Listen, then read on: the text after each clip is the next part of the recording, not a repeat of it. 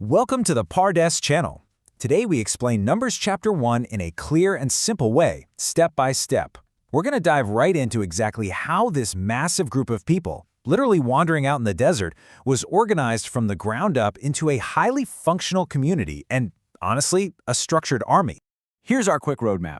We'll start with the context and God's command, move on to appointing the tribal leaders and the great census itself, check out the Levites' special role, and then wrap things up with some key ideas and a short recap.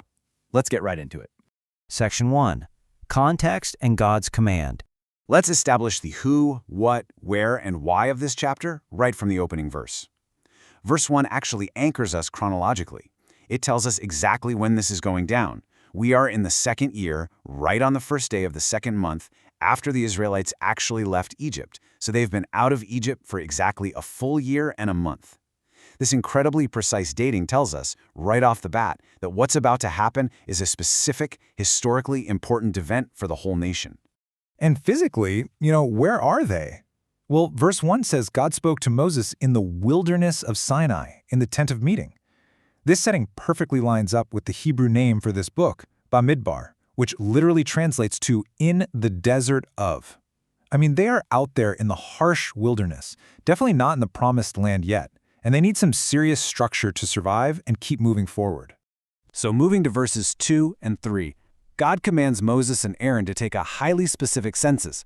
The text says to take the sum of the congregation by their families and fathers' houses, listing every single male by name, head by head. But there's a really strict condition here. They are only counting men from 20 years old and upward, specifically all that are able to go forth to war in Israel.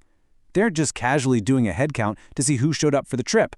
No, they're drafting an army. The goal is crystal clear. Organize a structured military force because they're preparing for the long journey ahead and the battles that are, inevitably coming.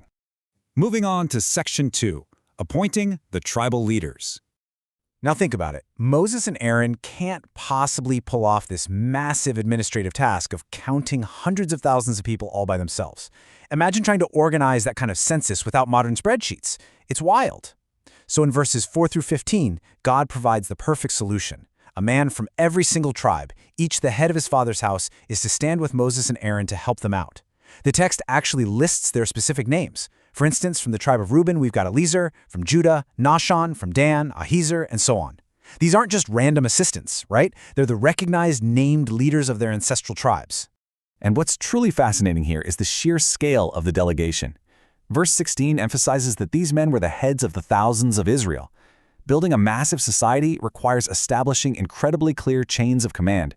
Moses isn't micromanaging this. He completely relies on the established tribal structure. In verses 17 through 19, Moses and Aaron gather these named men and they assemble the whole congregation on that exact same day, the first day of the second month, to declare their pedigrees and kick off the count, exactly as God commanded.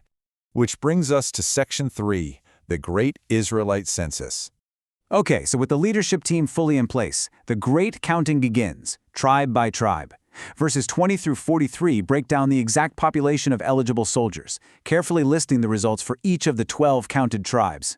The text is very methodical about this. It repeats the same formula for every tribe, counting every male from 20 years old and upward who is able to go forth to war. The tribe of Judah actually emerges as the largest, at 74,600 men, while Manasseh comes in as the smallest, at 32,200. This data gives us a super clear, concrete picture of how the military strength was distributed across the different camps. And the grand total recorded in verse 46? It is absolutely staggering. When you add up all those tribal numbers, the total number of men aged 20 and older ready to serve in Israel's army is 603,550. That is a massive force. It really shows just how much the Israelites had multiplied since going down to Egypt, totally fulfilling God's early promises to the patriarchs. Section 4. The Levites' Special Role. Now, if you've been keeping close track of the tribes, you might have noticed there is one major exception to this massive military draft. Verses 47 through 49 explicitly command Moses not to count the tribe of Levi among the other Israelites. So, while the other 12 tribes are being counted to form an army for physical warfare, the Levites are completely exempt from this particular census. They have a totally different calling. So what exactly is their job? Well, verses 50 through 53 spell it out perfectly. Instead of military service, the Levites are assigned the absolutely crucial logistical and spiritual task of maintaining and guarding the sacred space of the community. They are put in charge of the tabernacle of the testimony and literally all of its furnishings. Whenever the camp moves, the Levites are the ones who take the tabernacle down and physically carry it. When it's time to stop, they're the ones who set it back up.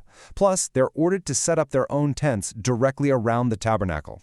And their role is quite literally a matter of life and death. Verse 51 states clearly that any common man or stranger who draws near to the tabernacle is to be put to death, no exceptions. And verse 53 explains that the Levites encamp around the tabernacle so that wrath will not fall on the Israelite community. They're forming a physical and spiritual protective barrier. So, while the army protects the nation from external enemies, the Levites are protecting the nation's spiritual core. Moving into Section 5, Key Ideas and Lessons. Let's talk about the practical takeaways here. What do we actually learn from all this detailed text about counting and organizing? Because honestly, this chapter isn't just dry data. It's practically a blueprint for building a functioning society. First off, we see the absolute necessity of organization. Structure prevents chaos, especially when you've got a huge group wandering through a desert. Second, we see the power of delegation. Moses didn't try to be a one-man show, right? Leaders need competent teams to succeed. And finally, we see the idea of sacred responsibility. Just like the Levites guarded the tabernacle, every single society needs dedicated people protecting its core values. But there's also a deeply personal lesson tucked in here. Verse 2 repeatedly insists on counting according to the number of names every male by their polls, or, head by head. Even in a massive crowd of hundreds of thousands of people, the text goes out of its way to emphasize that every single person was recognized individually. You aren't just some number in a crowd. Everyone matters, everyone is known by name, and absolutely everyone has a specific, valuable role to play in the community's success. And finally, Section 6, Chapter 1, short recap. Let's wrap all this up with a quick review of what we covered today. We moved step by step through the whole chapter. We started with the divine command out in the wilderness of Sinai, right on the first day of the second month. Then, we saw the appointment of those specific tribal leaders to help handle the massive task. We went through the final, staggering tally of 603,550 men ready for the army. And we finished up with the special exemption of the Levites, who were set apart exclusively to guard and manage the tabernacle. This very first chapter sets the vital foundation for the entire journey through the desert. It literally transforms a group of former slaves into a highly organized, structured camp, complete with an army ready to march and a dedicated priesthood ready to serve. And the chapter closes with a really powerful statement in verse 54. The Israelites did all this just as the Lord commanded Moses. It's this incredible moment of complete obedience and order.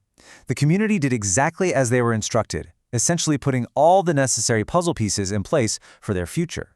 So, with a massive army fully counted and a sacred center firmly established and heavily guarded, it kind of leaves us wondering, how is this incredible structure actually going to hold up when the harsh realities of the desert journey really begin?